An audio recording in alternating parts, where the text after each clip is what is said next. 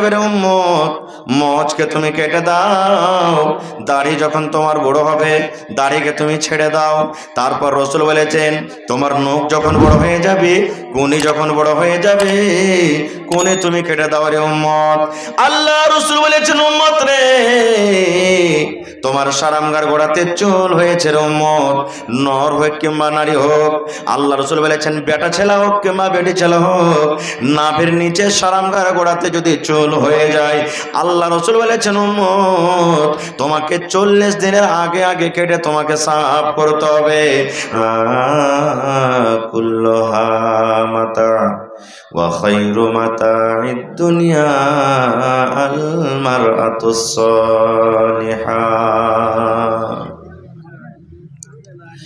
মোরা নকলি মুসলমান, মোদের নাই কেন ঈমান। মোরা বুঝ মুসলমান, মোদের নাই কেন ঈমান। মোরা নাদানি মুসলমান, মোদের নাই কেন ঈমান। যোগের হাওয়ায় ভুলে গেলাম, যোগের হাওয়ায় ভুলে গেলাম মোদের পরিণাম। মোরা ভোলা মুসলমান, মোদের নাই কেন ঈমান। মোরা নাদানি মুসলমান, মোদের নাই কেন ঈমান। মাস গেল তোর বছর গেল, আর কে আছে বাকি? সবাই মিলে বল না তোরা নামাজ রোজা ধরেছি। মাস গেল তোর বছর গেল, আর কে আছে বাকি? সবাই মিলে বল না তোরা নামাজ রোজা ধরেছি। যুগের হাওয়ায় ভুলে গেলাম, যুগের হাওয়ায় ভুলে গেলাম মোদের পরিণাম। মোরা ভোলা মুসলমান, মোদের নাই কেন ঈমান। মোরা নাদানি মুসলমান, মোদের নাই কেন ঈমান। পার্লামেন্টের মেম্বারেরা আইন তৈরি করে তারা, পার্লামেন্টের মেম্বারেরা আইন তৈরি করে তারা। তাদের হাতে জবাল, তাদের হাতে জবাল পবিত্র কোরআন। মোরা নাদানি মুসলমান, মোদের নাই কেন ঈমান। মোরা হাসিদি মুসলমান, মোদের নাই কেন ঈমান। নারে তাকবীর। আজকে জলসার যোগ্যতমায় শ্রদ্ধেয় সভাপতি সাহেব, উপস্থিত উলামায়ে কেরাম, সামনে বসে থাকা ইসলাম দরদি, দিন দরদি ভাই বাবাজিরা, পর্দানাসীন মায়েরা এবং খালারা, সমস্ত তারিফ ও গুণগান সেই মহান আল্লাহ তাবারাক ওয়া তাআলার জন্য, যে মহান আল্লাহ তাবারাক ওয়া তাআলা এত ঠান্ডার সময়তে, শীতের রাত্রি নরম গরম বিছানাকে ত্যাগ করে এই রাত্রি 12-1টার সময়তো এই জালসার পিন্ডালের তলাতে একত্রিত হয়ে বসে কিছু বলার ও শোনার তৌফিক দিয়েছেন। তাই আমরা সে আল্লাহর প্রশংসা করি। সকলেই অন্তর থেকে পড়েন আলহামদুলিল্লাহ। একটু জোর করে পড়েন আলহামদুলিল্লাহ।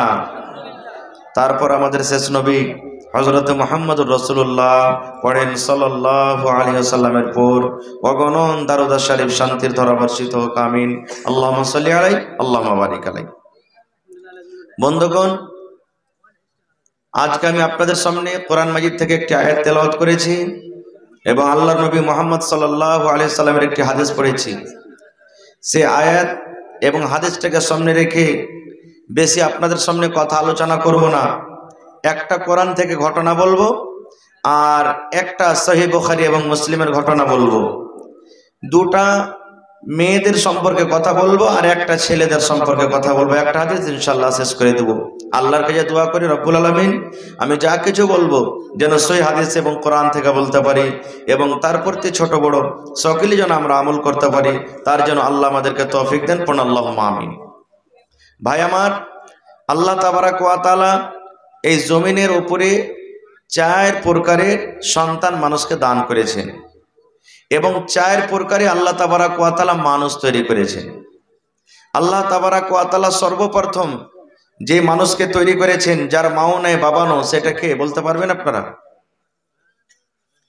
যার মাও নেই বাপও নেই, বিনা মায়ে বাপে আল্লাহ তৈরি করেছেন, বলেন? আদম আলাইহিস সালাম। মাশাআল্লাহ। আল্লাহ মানুষ তাকে তৈরি করেছেন মাটি থেকে। কি থেকে? মাটি থেকে। দ্বিতীয় নম্বর আল্লাহ তাবারাক ওয়া তাআলা মানুষ তৈরি করলেন যার বাপ তো আছে কিন্তু মা নেই। জোরে বলেন।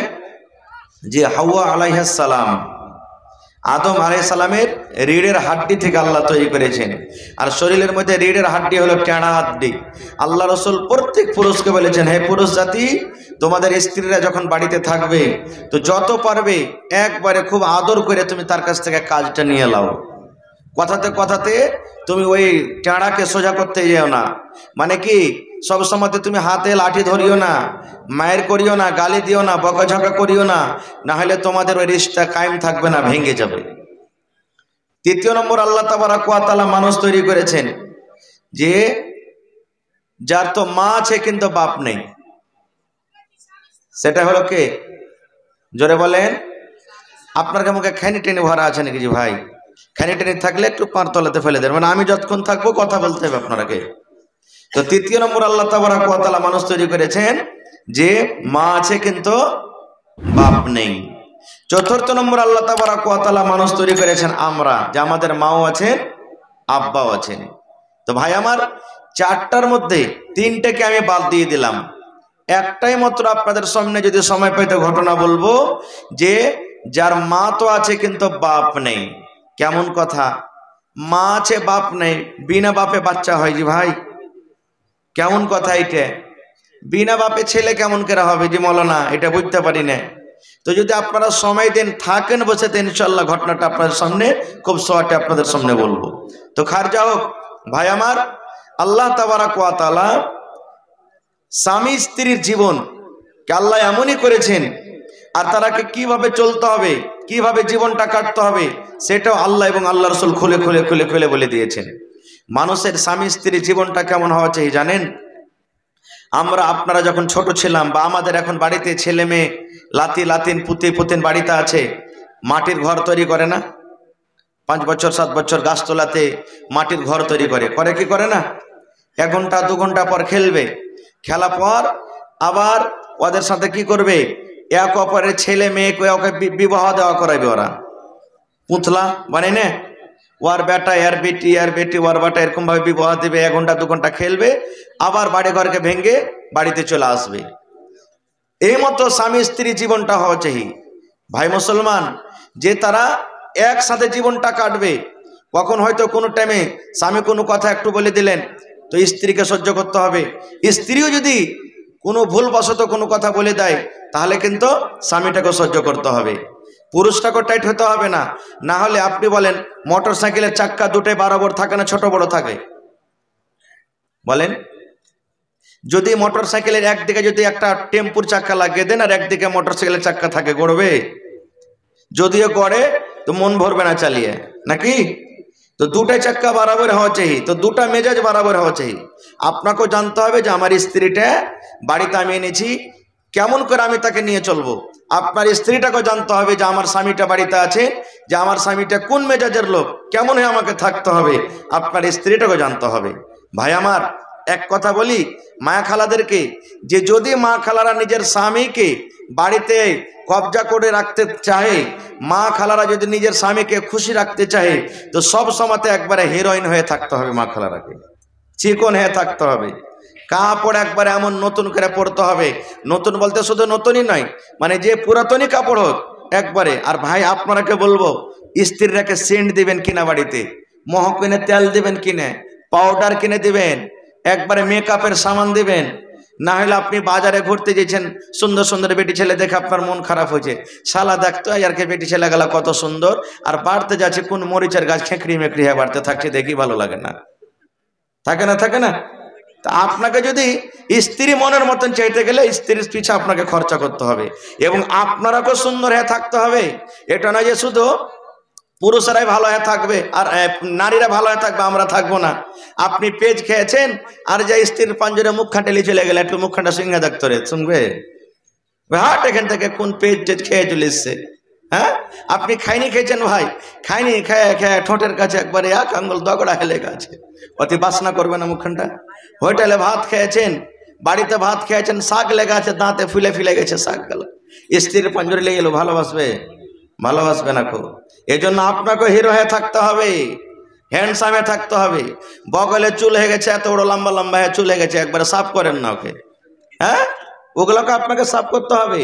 ও তো মেয়ে লোক না জি, আপনাকেও বলতে পারবে না, জোর করে বলতে পারবে না, কিন্তু আপনার উচিত কি যে আপনাকে থাকতে হবে।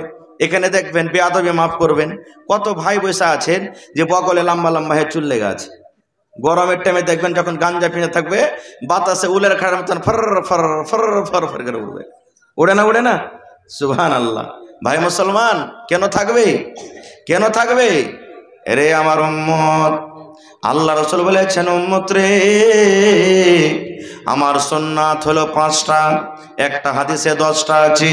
আল্লাহর নবী বলেছেন, উম্মত, তোমার যখন মোচ বড় হয়ে যাবে রে উম্মত, মোচকে তুমি কেটে দাও। দাড়ি যখন তোমার বড় হবে, দাড়িকে তুমি ছেড়ে দাও। তারপর রাসূল বলেছেন, তোমার নখ যখন বড় হয়ে যাবে, কোনি যখন বড় হয়ে যাবে, কোনি তুমি কেটে দাও রে উম্মত। আল্লাহ রাসূল বলেছেন, উম্মত রে, তোমার সারামগার গোড়াতে চুল হয়েছে রে উম্মত, নর হোক কিংবা নারী হোক। আল্লাহ রাসূল বলেছেন, বেটা ছেলে হোক কিংবা বেটি ছেলে হোক, নাভির নিচে সারামগার গোড়াতে যদি চুল হয়ে যায়, আল্লাহ রাসূল বলেছেন, উম্মত, তোমাকে 40 দিনের আগে আগে কেটে তোমাকে সাফ করতে হবে। রাসূল বলেছেন, উম্মত রে, যদি তোমার 40 দিন পার হয়ে যায় আর যদি তুমি কেটে সাফ না করো, গুনাহ হয়ে যাবে, পাপ হয়ে যাবে রে উম্মত, তোমার গুনাহ হয়ে যাবে। এই জন্য নবী বলেছেন, 40 দিনের আগে আগে তোমাকে সারামগার গোড়া চুল সাফ করতে হবে। তারপর রাসূল বলেছেন, উম্মত, তোমার যে বগলের চুল হয়, ওই বগলের চুল গলা তোমাকে সাফ করতে হবে। 15 দিনে, 20 দিনে, মাসে, এই করে করে তোমাকে চুল সাফ করতে হবে। তোমাকে এরকম ভাবে ওড়ার কায়সার খাড়ের মতো তোমাকে লম্বা লম্বা করে তোমাকে ছেড়ে থাকতে হবে না, নাহলে তোমার গুনাহ হয়ে যাবে, পাপ হয়ে যাবে। আচ্ছা ভাই বলেন তো, আজকে এই যুগের বর্তমান মুসলমানের অবস্থা এমন যে যেমনই ছেলে একটা বাড়িতে জন্মগ্রহণ হলো, বাপের খুশিতে থাকা যায় না। কেন? ছেলে হয়েছে বাড়তে, এখানে ফোন করবে, ওখানে ফোন করবে, ওখানে ফোন করবে যে আমার বেটা হয়েছে। কেন? ওই যে 2 লাখ টাকার টিকিট ফেঁসে গেছে।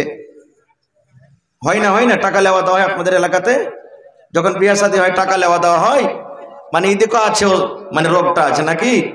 আর যখন বেটি যদি বাড়িতে হয়ে যায়, ও তো কাউকে ফোন করবে না, ওকে যদি কেউ ফোন করে যে আব্দুর রহমান, তোমার স্ত্রীটার ছেলে মেয়ে কিছু হওয়ার ছিল, তো কি হয়েছে? মন টন খারাপ হয়ে না, কি হয়ে যাবে, মানে ওর মুখ দিয়ে কথা সরবে না, কথাই সরবে না। ভাই মুসলমান, বেটি হলো বাড়িতে রহমত, বেটিকে দেখে মন ভারী করবেন না, কারণ আপনার বাড়িতে আল্লাহ আপনাকে মেয়ে দান করেছেন, আল্লাহ রাব্বুল আলামিন আপনাকে একটা খুব বড় নিয়ামত দান করেছেন। এই জন্য বেটিকে দেখে মন ভারী করবেন না। আমি ওদিকে যাবো না, আল্লাহ বাচ্চারাকে ইনশাল্লাহ মেয়েদের সম্পর্কে কোনোদিন বলবো।